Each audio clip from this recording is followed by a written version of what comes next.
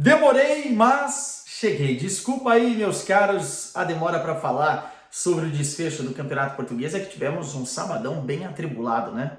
Rodada final da Bundesliga, rodada final do Tugão e para piorar, ou melhor, para melhorar a situação, ainda mudei de casa. Já estou na minha casa nova com o meu cenário novo. Na verdade é o cenário antigo na casa nova, ainda vai ter algumas mudanças estruturais por aqui. Porém, primeiro eu preciso me organizar, né? Preciso colocar minha roupa no armário, que eu ainda nem consegui fazer isso e tenho que fazer isso essa semana, porque semana que vem viajo para a final da Liga dos Campeões. Mas isso não importa absolutamente nada para esse vídeo. Aqui nós vamos falar de título, vamos falar de campo bola, vamos falar da conquista do Benfica. Aliás, uma conquista muito importante, porque o Benfica estava numa seca de títulos e precisava dessa confirmação, desse 38º título na história do clube do Campeonato Português. Vamos falar também do Futebol Clube do Porto, que deu muita luta, né? Tirou aí uma diferença pontual bem considerável do seu rival e quase que não batia campeão novamente, né? Porto não se entrega nunca, a gente vai falar bastante sobre isso e óbvio que eu vou pedir o gentil like de vocês nesse vídeo, óbvio que eu vou pedir também, quem não é inscrito, que se inscreva no canal, por favor, e também os comentários aí, né?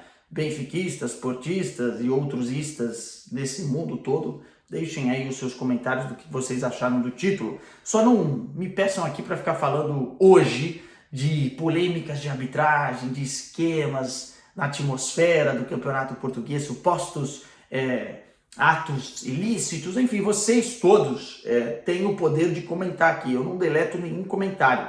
Façam o que vocês têm que fazer. Entretanto, já tem muito canal de televisão aqui em Portugal que fala sobre isso. Aqui eu quero falar hoje sobre campo bola, sobre perspectivas do futuro, sobre coisas que realmente importam, até porque eu sou um jornalista brasileiro que vivo em Portugal já há 10 anos, e há 10 anos acompanho isso aqui. Se vocês soubessem como é importante também falar, às vezes, de futebol em Portugal, e muita gente sabe dessa importância, jornalistas, torcedores com quem eu converso, e muita gente chega nessa mesma ideia, né, nesse mesmo conceito. O problema é que às vezes as pessoas só querem falar de outras coisas e acabam deixando o principal de fora. E essa pressão toda, esse ambiente, só faz mal para o próprio futebol português, ainda mais visto de fora. Portanto, dito isso, vamos começar a falar sobre o título do Benfica. Como eu disse, era importante por conta da seca de títulos. O Benfica não vencia o Campeonato Português desde 2019, não vencia outras competições também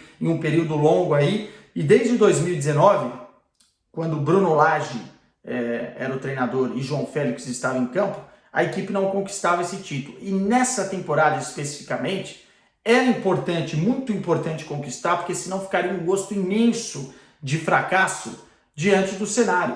O Benfica não venceu a Taça da Liga, o Benfica não venceu a Taça de Portugal, ainda caiu precocemente na competição. O Benfica caiu na Champions nas quartas de final, que se a gente pensar num todo, é um bom estágio para o Benfica chegar, porém fica um gosto amargo, porque poderia ter passado da Inter de Milão, aliás, até o próprio Porto poderia ter passado da Inter de Milão, e também teve a questão de abrir 10 pontos de diferença para o segundo colocado durante o campeonato. Ou seja, se perdesse o campeonato, seria realmente um ano trágico, desastroso para o benfiquista, né? Além de ver o Porto ser campeão, ainda teria que pensar nessa diferença pontual, que era de 10 e nesse final caiu para 2, né? O Benfica bateu o campeão com 87 pontos, o Porto ficou com 85 pontos. E mais do que isso, também era importante para o Roger Schmidt vencer o título. Porque o Roger Schmidt foi uma aposta do presidente Rui Costa no início dessa temporada e eu vi muitos benfiquistas, eu vi muita gente na imprensa criticando a contratação e a aposta no Roger Schmidt, que era uma dúvida, né? O cara vem lá do PSV Eindhoven, é um treinador que não fala a língua, é um treinador que não conhece a cultura do futebol português, os jogadores, será que ele vai demorar para se adaptar? Será que ele vai inventar demais? E cara, foi uma ótima surpresa para o futebol português, abriu um pouco o leque e ele chegou com novas ideias. O time do Benfica fez uma primeira parte de temporada espetacular, era gostoso ver o Benfica jogar e isso tem a cara do Roger Schmidt. A gente pode aqui pontuar vários jogadores do Benfica que foram destaques, tá? E alguns deles, inclusive, com a mão do Roger Schmidt. O Bá, o Osners, que ele inventou aí no meio campo, um cara polivalente, jogando em todas as funções, realmente um dos melhores do Benfica nessa temporada. O João Mário, quando estava na fase boa, foi espetacular. David Neres, Gonçalo Ramos, Rafa Silva, João Neves, que ele subiu e potencializou no momento importante.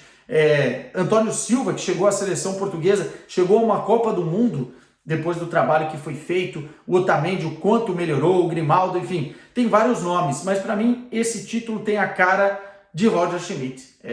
E apesar das críticas quanto a ele, que eu acho que são válidas, tá? Às vezes ele gira pouco o plantel, às vezes ele aposta pouco em outros jogadores, e até por isso o Benfica teve uma quebra física durante a temporada e faltou um pouquinho de repertório ali para contrariar algumas coisas nessa reta final, porque quanto mais você joga bem, mais os seus adversários vão se adaptando ao que você faz. Então você precisa ter um repertório para saber ganhar. Ganhar de uma forma, ganhar de outra forma, e talvez isso faltou um pouquinho. Mas no contexto geral, o Benfica foi um time muito estável, foi um time confiável nessa temporada e só caiu realmente depois dessa última janela FIFA, né, data FIFA, e também depois da derrota contra o Porto no Estádio da Luz. E aí eu prefiro dar o mérito ao Porto mais do que o demérito do Benfica por essa recuperação do campeonato, né? Porque o Porto, por exemplo, tem aí, se eu não estou enganado, 9 vitórias seguidas no Campeonato Português. São 11 vitórias seguidas no total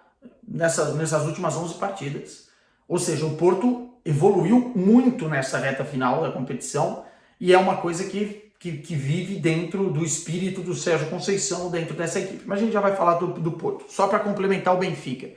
Esse título era fundamental. A festa encarnada ontem em Lisboa foi sensacional, não estava à espera de menos, já vi alguns títulos do Benfica, os caras realmente tomam lá o Marquês de Pombal, né, a rotunda, como eles dizem aqui, é uma grande rotatória, fizeram uma festa muito bonita, com sinalizadores, com fogos, enfim, com jogadores encontrando o povo. Bom ver o David Neres, especialmente, vencer novamente um campeonato, vai estar apto aí para brigar por vaga na seleção brasileira no próximo ciclo. É um jogador muito, muito diferente. O Benfica acertou demais nessa contratação. E bom ver também o torcedor benfiquista confiar novamente na sua equipe. Eu gosto bastante de um rodízio de títulos em Portugal, apesar de que isso às vezes não é possível, né? Se a gente pegar o recorte dos últimos 20 anos, 20 e poucos anos, o Sporting ganhou uma vez e o resto foi tudo Porto e Benfica. Entretanto, para o torcedor benfiquista fica a esperança de que agora, com o time acertado financeiramente, com um bom treinador, conseguir fazer uma janela de transferências interessante para que o próximo ano seja ainda mais interessante no sentido até de competições europeias, quem sabe de Liga dos Campeões da Europa. E pro lado do Porto, cara, não foi fracasso algum essa temporada perder o Campeonato Português. O Porto fez a dobradinha na temporada passada e o Porto perdeu jogadores muito importantes na janela de transferências. Aliás, é um problema que o Porto vai ter de novo para equilibrar contas, ter que vender jogadores fundamentais e talvez por preço que poderia ser muito maior. E eu tô falando de Vitinha, de Fábio Vieira, já fiz vídeo aqui falando sobre isso. O Porto precisa criar algum sistema, talvez a médio e longo prazo, para não perder esses jogadores por esses valores, para não ter que vender, para não ter obrigação de vender. Porque quando você criar isso, você acaba vendendo o seu jogador por 100, 120 milhões, o que para uma receita de futebol português é muito importante. E o Porto vinha de uma dobradinha, ganhou a Taça da Liga, que era um título que o time não tinha nessa temporada. Brigou e deu luta e saiu aplaudido ontem do Estádio do Dragão. Eu estava lá na vitória por 3-0 contra o Vitória de Guimarães. Saiu aplaudidíssimo pela sua torcida, pela luta que deu. Chegou a estar a 10 pontos de diferença que eu falei, caiu para 2 pontos. Tem a possibilidade de vencer a Taça de Portugal contra o Braga. E fez uma Champions ok, chegando nas oitavas de final. E se você pegar os times dessa reta final do mata-mata da Liga dos Campeões que jogaram melhor contra a Inter de Milão, o Porto foi o melhor time, tá? O Porto foi o único que a gente viu assim em algum momento com a cara de vitória para cima da Inter de Milão. Enfim, não deu, a Inter tem seus méritos, mas o Porto poderia ter avançado para as quartas de final. Então não fica um gosto de fracasso. Agora, obviamente, vamos ver se o Sérgio Conceição vai permanecer para a próxima temporada. E se permanecer, o Porto tem que se blindar um pouquinho mais e não perder os principais jogadores e fazer umas contratações mais interessantes. Vamos ver se o Porto consegue fazer isso, porque o espírito portista é uma coisa também impressionante dentro do futebol português. porque, como eu disse, não se entrega nunca. Parabéns ao Benfica, parabéns ao Futebol Clube do Porto, parabéns ao futebol português. Uma temporada fantástica, o Braga conseguindo a vaga para a pré-eliminatória da Liga dos Campeões. O Sporting ficou de fora dessa vez, mas é um trabalho promissor do técnico Rubem Amorim. Enfim, que tenhamos aí mais bom futebol na próxima temporada, que é isso o que interessa. Beijo para vocês, meus caros. Não deixem de comentar aqui embaixo o que vocês acharam desse desfecho do Campeonato Português. Voltamos nos próximos vídeos. Tchau!